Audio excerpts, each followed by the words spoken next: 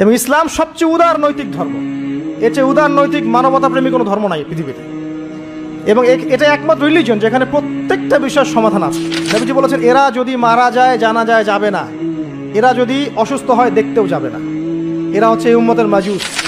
ফ্যামিলিস্ট রেভলিউশনের কারণে মেয়েরা এত বেশি বস্তুবাদী হয়ে যাবে যে তারা সন্তান জন্ম দেওয়ার ফুরসত পাবে না। এই যুগটাকে আসছে, সন্তান জন্ম দেওয়ার ফুরসত পাবে না। এটা অন্য কান্ট্রিগুলোর দিকে তাকায় দেখেন, এটা অ্যাভেলেবল হচ্ছে।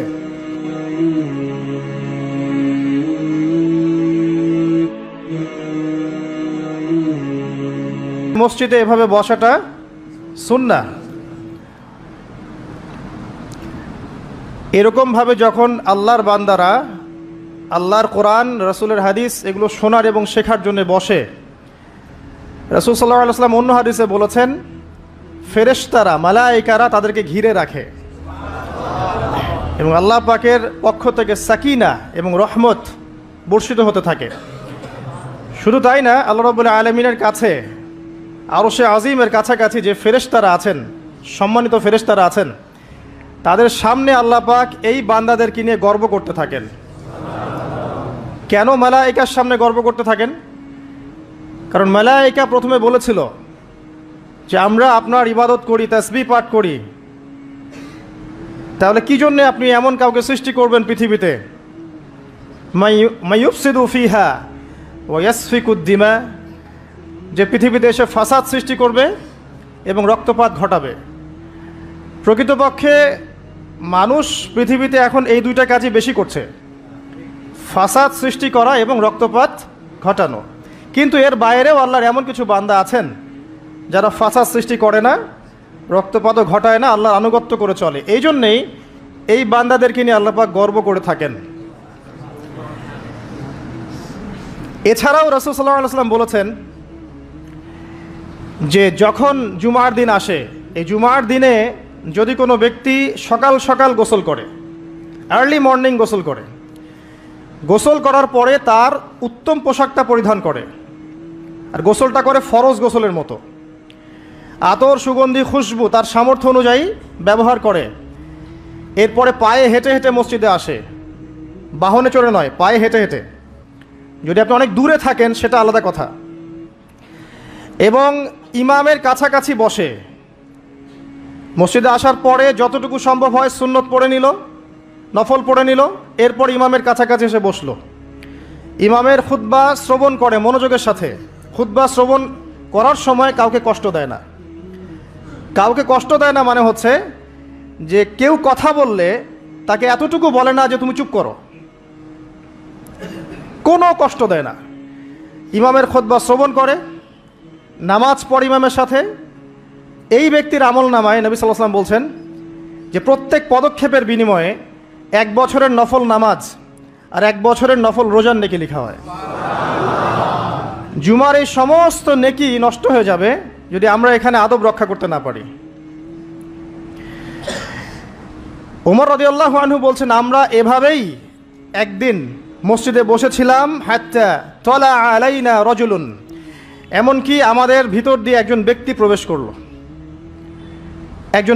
করলো। আমি যে হাদিসটা বলছি এটা হচ্ছে হাদিসে জিবরিল, এবং মুফাসসিরিন, মুহাদ্দিস উভয়েই তারা বলে থাকেন এই হাদিসটা হচ্ছে উম্মাহাতুল হাদিস, হাদিসের মা বা জননী। ইসলামের সব কিছু এখানে পাবেন ইনশাআল্লাহ আযজা ওয়া জাল। হাত্তা তলা আলাইনা রাজুলুন, এমনকি একজন ব্যক্তি প্রবেশ করলেন, শাদীদুল বায়াদিস সিয়াব, তার কাপড়টা ছিল অত্যন্ত চকচকা, ধবধবে সাদা। ওয়া শাদীদুস সাওয়াদিশ শা'r, এবং তার চুলগুলো ছিল প্রচণ্ড কালো, কুচকুচে কালো, অনেকটা আমাদের এই ভাইয়ের মতো। তো এখান থেকে বুঝতে পারলাম যে টিপটাপ পরিপাটি থাকা, উত্তম পোশাক পরা, সুন্দর স্মার্ট থাকা ইসলামের সুন্নাহ। আর আমরা খেয়াল করলে দেখবেন সবচাইতে খারাপ কাপড়টা পরে মসজিদে আসে, আর সেই ব্যক্তি মসজিদে আসলেন সবচেয়ে সুন্দর কাপড়টা পরে, তার সামর্থ্য অনুযায়ী সবচেয়ে সেরাটা। কারণ আমরা এখানে আল্লাহর সাথে দেখা করতে এসেছি। আর স্মার্ট থাকার জন্য রাসূলুল্লাহ সাল্লাল্লাহু আলাইহি ওয়াসাল্লামের চেয়ে স্মার্ট কোনো সুন্নাহ নাই। তিনি ছিলেন এই পৃথিবীর সবচেয়ে বিচক্ষণ, প্রজ্ঞাবান, handsome, smart people, smart human being people না, তাই না? তার চেহারার চেয়ে সুন্দর চেহারা কারো আছে? তার চেহারার চেয়ে সুন্দর চেহারা, তার চোখের চেয়ে সুন্দর চোখ, তার চেয়ে সুন্দর করে কথা বলা, তার চেয়ে সুন্দর শারীরিক গঠন, তার চেয়ে সুন্দর গায়ের গন্ধ, তার চেয়ে সুন্দর করে হাঁটা, মানুষের সাথে মেশা, ইবাদত করা, আমল করা, আল্লাহর জন্যে সেজদা করা, কান্নাকাটি করা, যত কাজ নবী সাল্লাল্লাহু আলাইহি ওয়াসাল্লাম করতেন তার চেয়ে সুন্দর করে কেউ করতে পারবে? তো আজকের যুব সমাজ নবী সাল্লাল্লাহু আলাইহি ওয়াসাল্লামের আদর্শ বাদ দিয়ে অন্যান্য পশ্চিমা আদর্শ গ্রহণ করেছে, অথচ তারা বুঝতে পারে নাই সবচাইতে স্মার্ট পিপল হচ্ছেন, হিউম্যান বিং হচ্ছেন on the face of the earth রাসূলুল্লাহ সাল্লাল্লাহু আলাইহি ওয়াসাল্লাম। তো আমরা সবাই তার সুন্নাহ ফলো করতে পারি না? এই ব্যক্তি যখন মসজিদে আসলেন তার গায়ে ধবধবা সাদা পোশাক ছিল, আর সাদা পোশাক পরা নবী সাল্লাল্লাহু আলাইহি ওয়াসাল্লামের সুন্নাহ, তিনি এটা পছন্দ করতেন। চুল ছিল কালো, লা ইউরা আলাইহি আসারুস সাফার, তাকে দেখে মনে হচ্ছিল না যে সে সফর করে এসেছে, মানে কোনো ক্লান্তি নাই তার মধ্যে। আমরা মসজিদে আসলে ক্লান্ত হয়ে যাই, সমস্ত কাজকর্ম শেষ করে ক্লান্ত হয়ে মসজিদে আসি, আর তাদের সুন্নাহ ছিল তারা মসজিদে আসলে প্রাণ ফিরে পেতেন, আর আমরা মসজিদে আসলে ঘুমাই। এই যে আমি খুতবা দিচ্ছি, দেখবেন অনেকে ঘুমাবে। একটা আমল বলে দেই, যদি জুমার দিনে মসজিদে এসে ঘুম ঘুম লাগে তাহলে জায়গা চেঞ্জ করবেন, আপনি সরে যাবেন আরেক জায়গায়, আরেক ভাইকে ওই জায়গা দিবেন, দেখবেন ঘুম চলে যাবে ইনশাআল্লাহ। আর একটা দোয়া পড়বেন, আউযু বিকালিমাতিল্লাহি তাম্মাতি মিন শাররি মা খালাক, এই দোয়াটা পড়বেন, আউযু বিকালিমাতিল্লাহি তাম্মাতি মিন শাররি মা খালাক। লা ইউরা আলাইহি আসারুস সাফার, তাকে দেখে মনে হচ্ছিল না সে সফর করে এসেছে। ওয়ালা ইয়ারিফুহু মিন্না আহাদ, এবং তাকে আমাদের এই মদিনার কেউই চিনে না, আননোন একটা ফেস, অপরিচিত মানুষ, মনে হচ্ছে আকাশ থেকে টুপ করে পড়েছে। এই কথাগুলো কে বলছেন? ওমর রাদিয়াল্লাহু তাআলা আনহু। ওমর রাদিয়াল্লাহু আনহু খুবই বিচক্ষণ সাহাবী এবং খুবই দূরদর্শিতা সম্পন্ন, সূক্ষ্মদর্শী। এবার সেই ব্যক্তি হাত্তা জালাসা মা নবী সাল্লাল্লাহু আলাইহি ওয়াসাল্লাম, এমনকি সে এসে নবী সাল্লাল্লাহু আলাইহি ওয়াসাল্লামের সাথে বসে পড়লো। কিভাবে বসলো? ফাসনাদা রুকবাতাইহি ইলা রুকবাতাইহি, তার এই যে দুই হাঁটু তাশাহুদের সময় আমরা যেমন করে বসি এইভাবে হাঁটুর সাথে হাঁটু লাগিয়ে বসলেন। ওয়াদা কাফাইহি আলা ফাখিজাইহি, এবং তার দুই হাত এটা নবী সাল্লাল্লাহু আলাইহি ওয়াসাল্লামের রান, উরু, এর উপরে রাখলেন। চিন্তা করেন, দৃশ্যটা চিন্তা করেন।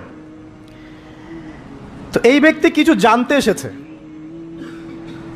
তো টিচারের কাছে ওস্তাদের কাছে এই যে শিক্ষার্থী যাচ্ছেন, তালেবে ইলম ওস্তাদের কাছে যাচ্ছেন, আদবটা খেয়াল করেছেন? ওই জায়গায় আমাদের জেনারেশনে কেউ থাকলে কি বলতো বলেন তো? হুজুর একটু তাকান দিকে, এটাই বলতো। মোসাফা করে হুজুর একটু দোয়া করে নেওয়ার জন্য, একটু তাকান হুজুর, একটা ছবি নিব খালি। এই ব্যক্তি এই কাজ করলো না। ওস্তাদের সাথে কিছু জানতে আসলে, কাছে কিছু জানতে আসলে দিনের ব্যাপারে আদব রক্ষা করতে হয়, না হলে জ্ঞান পাওয়া যাবে না। আর জ্ঞান পেলেও দেখবেন সেটার উপর আমল করার সৌভাগ্য হচ্ছে না, জ্ঞান ভুলে যাবেন আপনি। খুব সেন্সিটিভ বিষয়গুলা। আবু হানিফা রাহিমাহুল্লাহ যখন তার এই যে মজলিস বসাতেন, তখন বাছাই করে করে বসাতেন যে কাকে জ্ঞান বিতরণ করলে আমার কল্যাণ আছে। একটা হাদিস আছে, ফয়জুল কালাম বইয়ের মধ্যে পাবেন, যে আব্দুল্লাহ ইবনে মাসউদ রাদিয়াল্লাহু আনহু তিনি বর্ণনা করেছেন যে যদি আলেম ওলামায়ে কেরাম যদি সঠিক পাত্রে জ্ঞান বিতরণ করতেন, তাহলে ওলামায়ে কেরাম হতেন পৃথিবীর বুকে সবচেয়ে সম্মানিত এবং তারা নেতৃত্ব দিতেন। কিন্তু তারা ভুল পাত্রে জ্ঞান বিতরণ করেছে, দুনিয়াদারদের কাছে জ্ঞান বিতরণ করেছে। এই জন্য আল্লাহ পাক এই জমিনবাসীর কাছে তাদের মর্যাদা কমিয়ে দিয়েছেন। তো সঠিক পাত্রে জ্ঞান বিতরণ, এই জন্য ওস্তাদের সাথে ছাত্রের যে আদব, এটা রক্ষা করতে হবে, না হলে জ্ঞান অর্জন করা যায় না এবং জ্ঞান কাজেও আসবে না। এবার এই ব্যক্তি জিজ্ঞাসা করছেন, ফাকাল ইয়া মুহাম্মদ, হে মুহাম্মদ সাল্লাল্লাহু আলাইহি ওয়াসাল্লাম, আখবিরনি আনিল ইসলাম, আমাকে ইসলাম সম্পর্কে বলুন।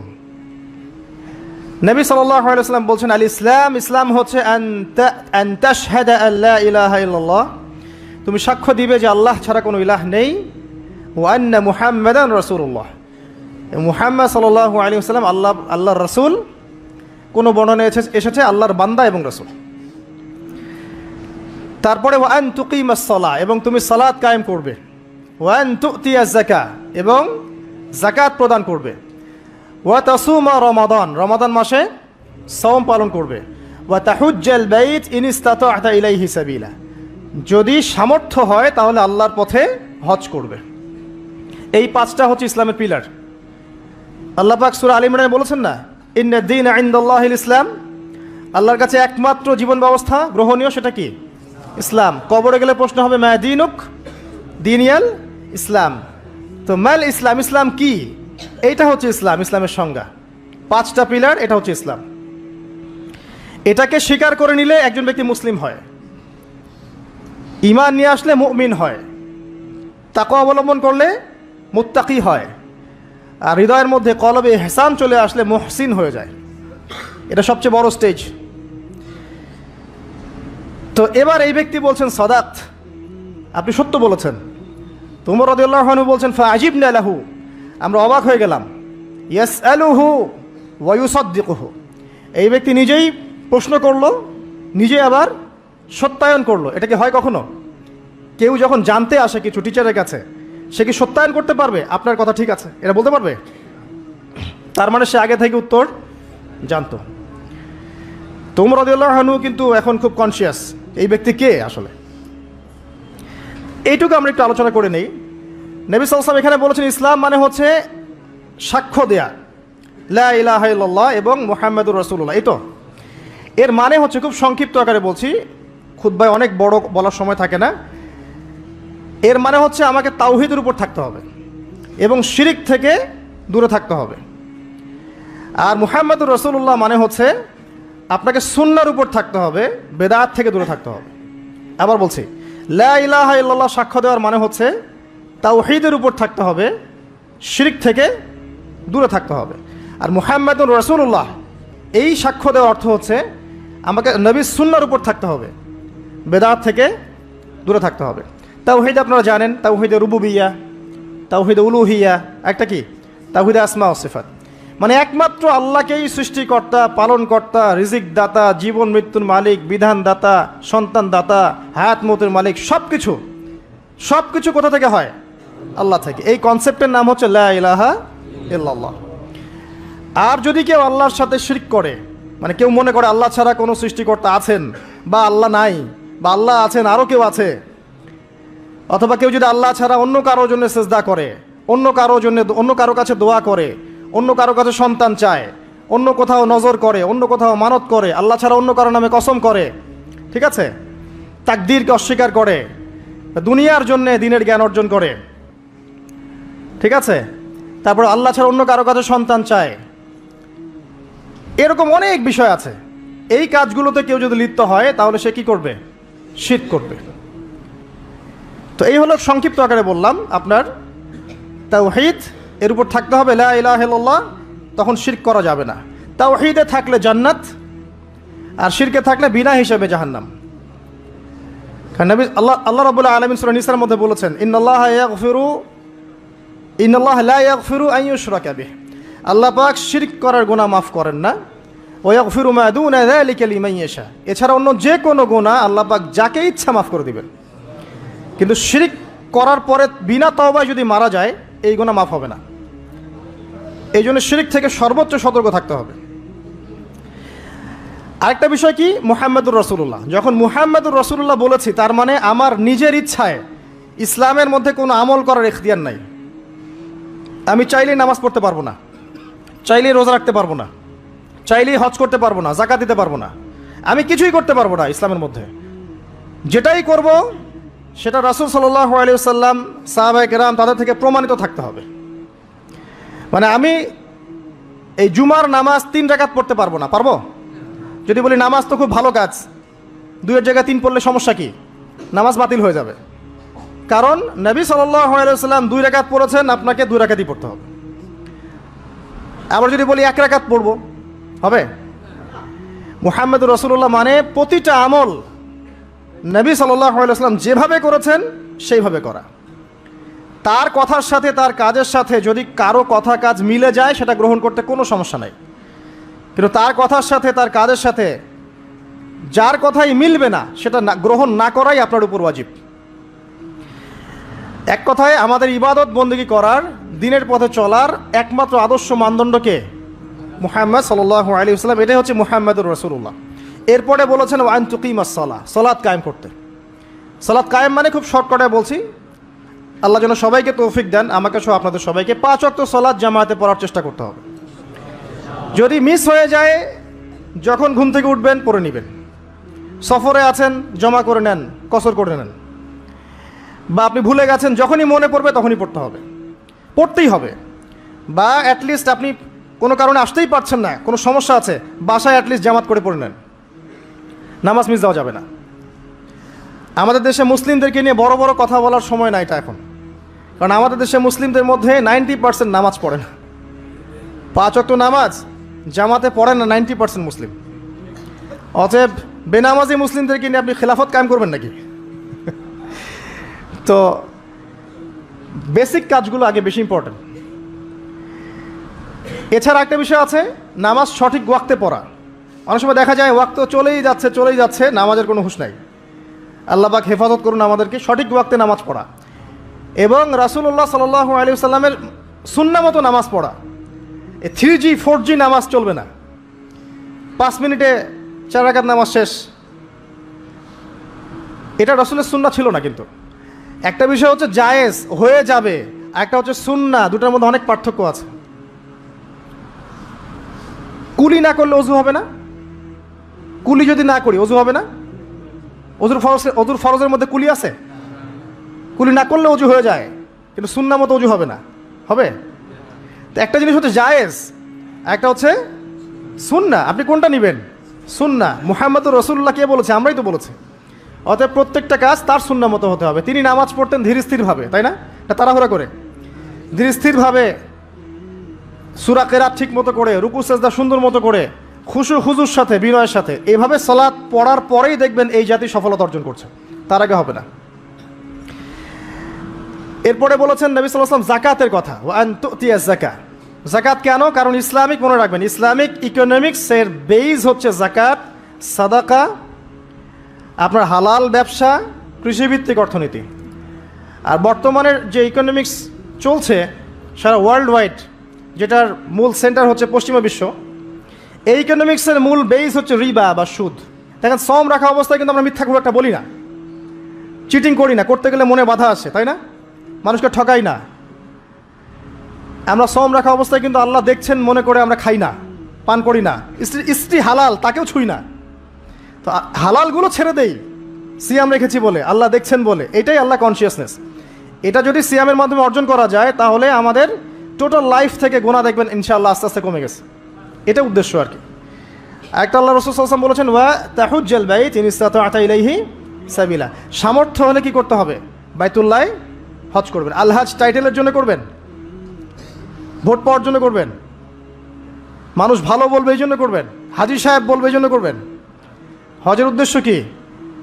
হজের উদ্দেশ্য হচ্ছে ইব্রাহিমী একত্ববাদ শিখে আসা। হজের যে কাজগুলা, এগুলো ইব্রাহিম আলাইহিস সালামের সুন্নাহর মধ্যে অন্তর্ভুক্ত। ইব্রাহিম ছিলেন তাওহীদপন্থী, শিরকের সাথে আপোষ করেন নাই, পরিবার ছেড়ে দিয়েছেন, বাবা বের করে দিয়েছে, আগুনে ফেলে দিয়েছে, স্ত্রীকে রেখে আসছেন, সন্তানকে রেখে আসছেন শুধুমাত্র আল্লাহর জন্যে। ইয ক্বালা লাহু রাব্বুহু আসলিম, যখনই আল্লাহ তার রব তাকে বলেছেন ইসলাম কবুল করো, মানে আত্মসমর্পণ করো, ক্বালা আসলামতু লিরাব্বিল আলামিন, তিনি বলেছিলেন কি? আমি আল্লাহর কাছে আত্মসমর্পণ করছি। এই যে ইসলাম, আত্মসমর্পণ, এটা হচ্ছে ইব্রাহিম আলাইহিস সালামের কাছে শিখতে হবে। এটা শিখতে হজ করতে যেতে হবে। সাফা মারওয়া সাই করার সময় যদি আমার চেতনা এরকম না আসে যে এইভাবেই ওই যে হাজার আলাইহিস সালাম তার ছোট্ট সন্তানকে পানি খাওয়ানোর জন্যে এই দৌড়াদৌড়ি করেছেন, হা হুতাশ করেছেন, একবার এই পাহাড় একবার ওই পাহাড়, ছোট্ট শিশু কাঁদছে পানির জন্যে, এই ফিলিংসটা না আসলে ওখানে জগিং হবে, ওই ফিলিংস আর হবে না। ওই সাফা মারওয়া কি হবে? জগিং হবে। ওই চেতনাটা আসতেছে না। তো এই সাফা মারওয়া কেন সাই করবেন? কার সুন্নাহ এটা? ওই কাজটা হাজরা আলাইহিস সালামের ওই কাজটা আল্লাহর কাছে এত ভালো লেগেছিল, আল্লাহ পাক কিয়ামত পর্যন্ত সেটা রেখে দিয়েছেন, দেন নাই? ওই মায়ের আর্তনাদ তাহলে চিন্তা করেন। আর ওই মায়ের সন্তানকে ইসমাঈল আলাইহিস সালাম, এই সন্তানের আদর্শ দেখবেন। বাবা বলছেন যে ইয়া বুনাইয়া ইন্নী আরা ফিল মানামি আন্নী আযবাহুক, হে আমার ছেলে, আমি দেখেছি স্বপ্নে আমি তোমাকে জবাই করছি। ফানজুর মাযা তারা, তোমার কি রায়, তোমার কি খেয়াল? ক্বালা ইয়া আবাতি, বললেন হে আমার বাবা, ইফআল মা তু'মার, আপনাকে যে আদেশ করা হয়েছে আপনি তাই করুন। সাতাজিদুনি ইনশাআল্লাহু মিনাস সাবিরিন, ইনশাআল্লাহ আপনি আমাকে সবরকারী, ধৈর্যশীল পাবেন। এই সন্তানটাকে মানুষ করেছে তার মা হাজরা আলাইহিস সালাম, তার বাবা কিন্তু তাকে মানুষ করে নাই। ওই হাজরা যিনি সাফা মারওয়া সাই করছেন, এরকম মায়ের গর্ভ থেকেই এমন সন্তান আশা করা যায়। আর আমাদের পরিবারে, আমাদের সমাজের স্টার জলসা জি বাংলার স্ত্রীদের কাছে এমন সন্তান আশা করা যায় না। অপসংস্কৃতি দিয়ে এবং দুনিয়াবি বিষয়গুলো দিয়ে, ভোগ বিলাস, এগুলো দিয়ে এত মত্ত হয়ে গেছে এরা যে আল্লাহর তাওহীদ, আল্লাহর সুন্নাহ, ইসলামের আদর্শ, মূল্যবোধ সব ভুলে গেছে। সন্তানও বড় হচ্ছে মাশাআল্লাহ সেইভাবে। পরিবারগুলো যেন এখন এক একটা জাহান্নামের টুকরা। অথচ আল্লাহ পাক বলেছিলেন কু আনফুসাকুম ওয়া আহলিকুম নারা, নিজে জাহান্নামের আগুন থেকে বাঁচো, পরিবারবর্গকে বাঁচাও। অনেক বড় বড় মানে রিনাউন্ড ফ্যামিলিগুলো, ইসলামিক ফ্যামিলিগুলো ভিতরে ভিতরে দেখা যাবে ফিতনা দিয়ে ভর্তি। পারিবারিক ফিতনার কারণে দেখা যায় যে দিন নিয়ে চলা, দিনের পথে কাজ করা, প্রচার প্রসার করা অনেক সময় মুশকিল হয়ে পড়ে। তো পরিবারের পিতা যদি ইব্রাহিমের মতো হতে না পারে, মায়েরা যদি হাজরা আলাইহিস সালামের মতো হতে না পারে, এবং সন্তানরা যদি ইসমাঈল আলাইহিস সালামের মতো হতে না পারে, আপনি এরকম আদর্শ পরিবারও কল্পনা করতে পারবেন না, এবং এরকম পরিবারগুলো দিয়ে আদর্শ সমাজও কখনো বাস্তবায়ন হবে না। এমন হওয়ার তৌফিক আল্লাহ পাক আমাদেরকে দান করুন, আমিন। আরেকটা হজের চেতনা আছে, সেটা হচ্ছে ঐক্য। হজ মুসলিম উম্মাহকে ঐক্যবদ্ধ করে। আর হজ করে আসার পরে আমরা আবার বিভক্ত হয়ে যাই, সুবহানাল্লাহ। হজের মধ্যে হানাফি, আহলে হাদিস, দেওবন্দি, বেরলবি, আটরশি, চরমনা, এগুলো মারামারি হয় না?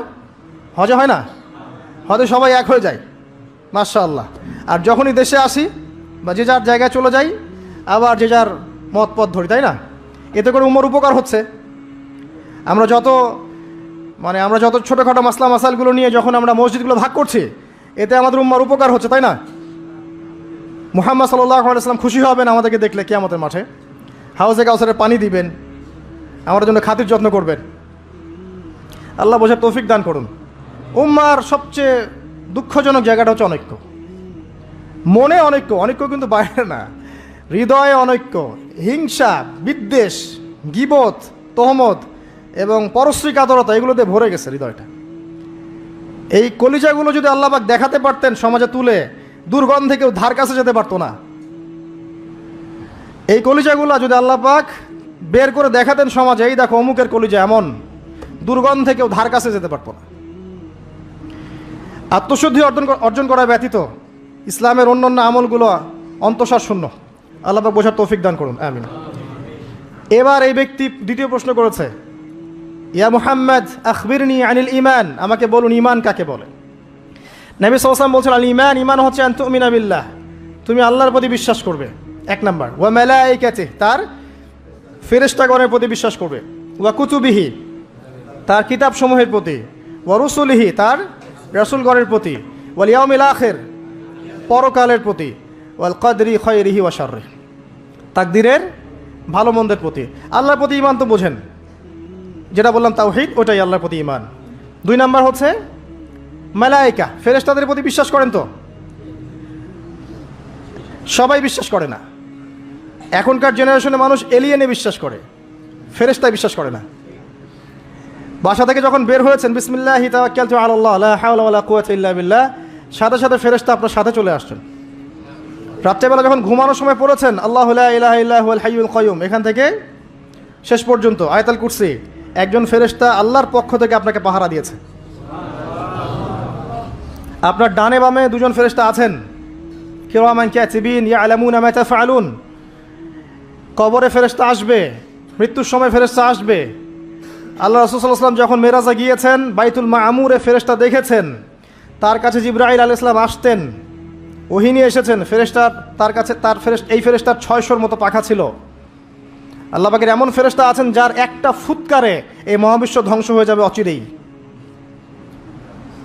আন তুমিনা বিল্লাহি ওয়া মালাইকাতিহি, তার ফেরেশতা মণ্ডলীর প্রতি বিশ্বাস স্থাপন করবে। এই মসজিদের 4-5 ফেরেশতা ঘিরে রাখছেন। এই ঈমান রাখতে হবে। আপনি দেখতে পারবেন না, সব কিছু বাহ্যিক দৃষ্টিতে দেখা যায় না। এটা সায়েন্স বিশ্বাস করুক আর না করুক, ফেরেশতার অস্তিত্ব অবশ্যই আছে। বিশ্বাস না করলে ঈমান থাকবে না। আর একটা বিষয় হচ্ছে ওয়া কুতুবিহি, আসমানি সমস্ত কিতাবে বিশ্বাস করা। আমরাই একমাত্র জাতি, ভালো করে মনে রাখবেন, আমরা মুসলিমরাই একমাত্র জাতি যারা তাওরাত, জাবুর, ইনজিল সহ যত আসমানি কিতাব আছে সবগুলোর প্রতি ঈমান রাখি। ইহুদিরা কি কোরআনে বিশ্বাস করে? নাসারারা কি কোরআনে বিশ্বাস করে? আমরা ওদের তাওরাতেও বিশ্বাস করি, জাবুরেও বিশ্বাস করি। তো কারা অসাম্প্রদায়িক? এই যে একটা ট্যাগ লাগিয়ে দেওয়া হচ্ছে এখন, তাহলে কারা অসাম্প্রদায়িক? ওয়া রুসুলিহি, প্রত্যেকটা রাসূলকে আমরা বিশ্বাস করি। আল্লাহর পক্ষ থেকে যত রাসূল এসেছেন সবাইকে কি করি? আমরা বিশ্বাস করি। লা নুফাররিকু বাইনা আহাদিম মিনহুম, তাদের কারো মাঝে আমরা কোনো পার্থক্য করি না। আমরা মূসা আলাইহিস সালামকে মানি না, ঈসা আলাইহিস সালামকে মানি না, এবং ফলো করি মুহাম্মদ সাল্লাল্লাহু আলাইহি ওয়াসাল্লামকে, কারণ তিনি আমাদের সর্বশেষ নবী এবং সবচেয়ে নিউ এডিশনটাই তো মানুষ নিবে, তাই না? তিনি সবচেয়ে নিউ এডিশন এবং ফাইনাল টেস্টিমেন্ট, এই জন্য আমরা তাকে ফলো করি। আমরা অনেক স্মার্ট। কিন্তু ইহুদিরা কি মুহাম্মদ সাল্লাল্লাহু আলাইহি ওয়াসাল্লামকে মানে? খ্রিস্টানরা কি মুহাম্মদ সাল্লাল্লাহু আলাইহি ওয়াসাল্লামকে মানে? তাহলে কারা সাম্প্রদায়িক, কারা অসাম্প্রদায়িক? আমরা সবাইকে মানি, প্রত্যেক আসমানি কিতাবে বিশ্বাস করি, প্রত্যেক নবী রাসূলকে বিশ্বাস করি। এবং ইসলাম সবচেয়ে উদার নৈতিক ধর্ম। এর চেয়ে উদার নৈতিক মানবতাপ্রেমী কোনো ধর্ম নাই পৃথিবীতে। এবং এটা একমাত্র রিলিজন যেখানে প্রত্যেকটা বিষয়ের সমাধান আছে। আপনি মানেন আর নাই মানেন, কেউ বাধ্য করেনি। মানলে আপনি আল্লাহর আনুগত্য করবেন এবং জান্নাতে যাবেন ইনশাআল্লাহ। যদি না মানেন, আপনার বিচার পরকালে আল্লাহ পাক করবেন। কেউ কারো উপরে জবরদস্তি করতে যাবে না, তাই না? লা ইকরাহা ফিদ্দিন, দিনের মধ্যে কোনো বাড়াবাড়ি নাই। ফাযাক্কির ইন্নামা আনতা মুযাক্কির, তুমি উপদেশ দাও, তুমি শুধুমাত্র কি উপদেশদাতা। লাস্তা আলাইহিম বিমুসাইতির, তুমি কারো উপরে দারোগা নও, জাস্ট মেসেজ পৌঁছে দেয়া, মানলে মানবে, না মানলে নাই, সিম্পল। এর জন্য কি বোমাবাজি করতে হবে? রাষ্ট্রের মধ্যে অরাজকতা সৃষ্টি করতে হবে? হিন্দু মুসলিম মারামারি করতে হবে? কিচ্ছু করতে হবে না। এগুলো ইসলামের সাথে সাংঘর্ষিক, এগুলো করতে যাবেন না। বরং এই সব কাজের কারণে ইসলাম ক্ষতিগ্রস্ত হয়, মুসলিমরা ক্ষতিগ্রস্ত হয়। মুসলিমদের সবচেয়ে বেশি দরকার এখন পড়াশোনা করা, পড়াশোনা করা, জ্ঞান অর্জন করা। জ্ঞান অর্জন করতে থাকেন, ইনশাআল্লাহ আল্লাহ আপনার হৃদয়ের চোখ খুলে দেবেন ইনশাআল্লাহ। আল্লাহ পাক সবাইকে পরিপূর্ণ জ্ঞান অর্জন করা তৌফিক ইনায়াত করুন, আমিন। আরেকটা বলেছিলেন ওয়াল ইয়াউমিল আখির, পরকালে বিশ্বাস করা, তাই তো? পরকাল মানে এই মৃত্যু থেকে শুরু হবে পরকাল, তারপরে কবরের প্রশ্ন উত্তর। যে ব্যক্তি পৃথিবীতে আল্লাহর সাথে শিরিক করেছে সে কখনো মান রব্বুক প্রশ্নের উত্তর দিতে পারবে না। যদি শিরিক থেকে তওবা না করে মারা যায়, সে কখনো মান রব্বুকা প্রশ্নের উত্তর দিতে পারবে না, পসিবল না। যে ব্যক্তি পৃথিবীতে তাওহীদের উপর থাকবে ইনশাআল্লাহ, সে ব্যক্তি মান রব্বুক প্রশ্নের উত্তর দিতে পারবে। পৃথিবীতে যে ব্যক্তি ইসলামকে ঠাট্টা বিদ্রুপের ছলে গ্রহণ করেছে, এর আনুগত্য করেনি, একে রিজেক্ট করেছে, সে মা দীনুকা প্রশ্নের উত্তর দিতে পারবে না। পৃথিবীতে যে ব্যক্তি রাসূল সাল্লাল্লাহু আলাইহি ওয়াসাল্লামের আদর্শ মতো চলেনি, মান নাবিয়ুকা বা মান হাযার রাজুল বুইসা ফিকুম, এই প্রশ্নের উত্তর দিতে পারবে না। আর বিশ্বাস করেন, যারা এই তিনটা প্রশ্নের উত্তর দিতে পারবে, অর্থাৎ তাওহীদপন্থী, সুন্নাহপন্থী এবং দ্বীনকে পরিপূর্ণরূপে গ্রহণকারীরা, তাদেরকে আরও একটা প্রশ্ন করা হবে। ফেরেশতারা অবাক হয়ে বলবেন যে কিভাবে তুমি এগুলো জানলা, কিভাবে তুমি এগুলো জানলা? সে ব্যক্তি তখন বুক ফুলিয়ে বলবে যে আমি করাআতু কিতাবাল্লাহ, আমি আল্লাহর কিতাব পড়েছি, ফাআলিমতু, এরপরে জেনেছি। তো আল্লাহর কিতাব পড়া হয় তো মাশাআল্লাহ নিয়মিত? আল্লাহর কিতাব নিয়মিত পড়া হয় তো মাশাআল্লাহ? পড়বেন প্রিয় ভাইয়েরা, ডেইলি আধা ঘন্টা হলেও, আমি বলি 10টা মিনিট হলেও কোরআন পড়বেন। আধা ঘন্টা পড়লে আরও ভালো, 1 ঘন্টা পড়লে সবচেয়ে ভালো। সবচেয়ে ভালো হয় ডেইলি 1 পারা করে পড়তে পারলে। আমার পরিবারবর্গ এই কাজটা করে মাশাআল্লাহ, ডেইলি 1 পারা পড়তে চেষ্টা করে। আমি পারি না, কারণ শুধুমাত্র তোতা পাখির মতো পড়ে গেলে আমার মন ভরে না, যতক্ষণ পর্যন্ত না আয়াতগুলোকে নিয়ে আমি ভাবছি, গবেষণা করছি, অর্থটা বুঝতে হবে। তো তো ডেইলি 1 পারা পড়ার অভ্যাস করলে হবে কি, মাসে 30 পারা, প্রতি মাসে 1 খতম। দেখবেন আপনার জীবনে বরকত আসতেছে, আপনার হায়াতে বরকত হচ্ছে, রিজিকে বরকত হচ্ছে, মনে একটা শান্তি থাকবে। আর কোরআন যে যত বেশি তেলাওয়াত করে, মানসিক চাপ নেওয়ার ক্ষমতা তার তত বেশি থাকে। এটা আপনি প্রমাণিত, পরীক্ষা করে দেখেছি আমি। 3 দিন 7 দিন কোরআন থেকে দূরে থাকলে মানসিক চাপ নিতে পারি না, কিন্তু কোরআনের অ্যাটাচমেন্টে থাকলে, সংস্পর্শে থাকলে দেখবেন আপনি মানসিক চাপ নিতে পারতেছেন, কারণ এটা আল্লাহর পক্ষ থেকে নাজিল করা অভ্রান্ত সত্যের উৎস। এই হলো পরকাল, প্রশ্নের উত্তর। তারপরে পুনরুত্থান, যেখানে 50,000 বছর দাঁড়িয়ে থাকতে হবে। মানুষ অতিষ্ঠ হয়ে যাবে যে বিচার কেন শুরু হচ্ছে না। একবার আদম আলাইহিস সালামের কাছে, একবার নূহ, একবার মুসা, একবার ঈসা, সবার কাছে মানুষ ছুটতে থাকবে বিচারটা শুরু হোক, অ্যাটলিস্ট জান্নাত জাহান্নাম পরে দেখা যাবে, আগে শুরুটা হোক। দাঁড়ায় থাকতে থাকতে আমরা শেষ। এই যে ঘাম দিয়ে কারো টাকনু, কারো হাঁটু, কারো বুক, কারো গলা, চিন্তা করা যায়? দেখবেন খেয়াল করে, নামাজ যদি 10-এর জায়গায় 15 মিনিট হয়, অস্থির মুসল্লি থাকতে পারে না। আর এই যুগের মানুষটা বেশি অস্থির, বিকজ অফ এই টেকনোলজিক্যাল রেভলিউশন। এগুলো আমাদেরকে খুব ফাস্ট সব কিছু পাওয়ার একটা তাড়না সৃষ্টি করে। সব দ্রুত পেতে হবে, দ্রুত পেতে হবে, এই জন্য স্থির না, তারা অস্থির। তো ওই অস্থির মানুষকে আল্লাহ পাক কিয়ামতের মাঠে দাঁড় করে রাখবেন 50,000 বছর। সূরা মাআরিজ পড়ে দেখেন। এরপরে আমাদের নবী সাল্লাল্লাহু আলাইহি ওয়াসাল্লামের কাছে আসবেন যখন মানুষেরা, তিনি তখন